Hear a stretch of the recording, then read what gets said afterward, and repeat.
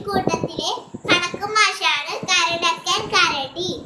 ഉഗ്രൻ ശൂരലും കൊണ്ടാണ് കരടക്കൻ മാഷ് ക്ലാസ്സിലെത്തുന്നത്. കണക്കു തെറ്റിയാൽ അടിയുറപ്പ്. മാഷിന്റെ ചൂരലും ശൂന്യവുമൊക്കെ കാണുമ്പോൾ മിടുക്കന്മാരായ കുട്ടികൾക്ക് പോലും കണക്കു തെറ്റും. ഇനി ആരൊക്കെയാണ് കാട്ടിലെ പള്ളിക്കൂടത്തിലെ കുട്ടികൾ എന്നറിയണ്ടേ?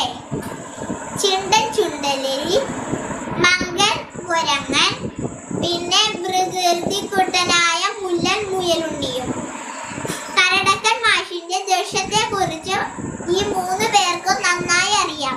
അതുകൊണ്ട് തലേന്ന് പഠിച്ച പാഠങ്ങളൊക്കെ 3 കൂട്ടുകാരും നന്നായി പഠിച്ചു വയ്ക്കും.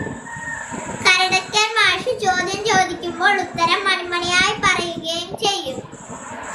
അങ്ങനെയിരിക്കെ ഒരു ദിവസം മുല്ലൻ മുയലുണ്ണിക്ക് ഒരു തോന്നൽ, നമ്മുടെ കരടി മാഷിന്റെ ദേഷ്യവും ശൂന്യവും ഒക്കെ ഒന്ന് കുറയ്ക്കണമല്ലോ എന്ന്. മുല്ലൻ ഒരു സൂത്രം തോന്നി. കൂട്ടുകാർക്ക് കൊടുക്കാൻ അവൻ ഒരു ആപ്പിൾ കൊണ്ടുവന്നിട്ടുണ്ടായിരുന്നു. അവൻ അത് ബാഗിൽ നിന്നെടുത്തു. എന്നിട്ട് അതിൽ കുറച്ച് ഭാഗം കടിച്ചു തിന്നിട്ട് ബാക്കി ഒന്നും അറിയാത്തതുപോലെ മേശപ്പുറത്ത് വെച്ചു. വൈകാതെ കരടക്കൻ മാഷ് എത്തി. ക്ലാസ് എടുക്കാൻ തുടങ്ങിയപ്പോഴാണ് മേശപ്പുറത്തിരിക്കുന്ന ആപ്പിൾ കരടക്കൻ കണ്ടത്. ഇതാരുടേതാണ് ഈ പകുതി കടിച്ച ആപ്പിൾ?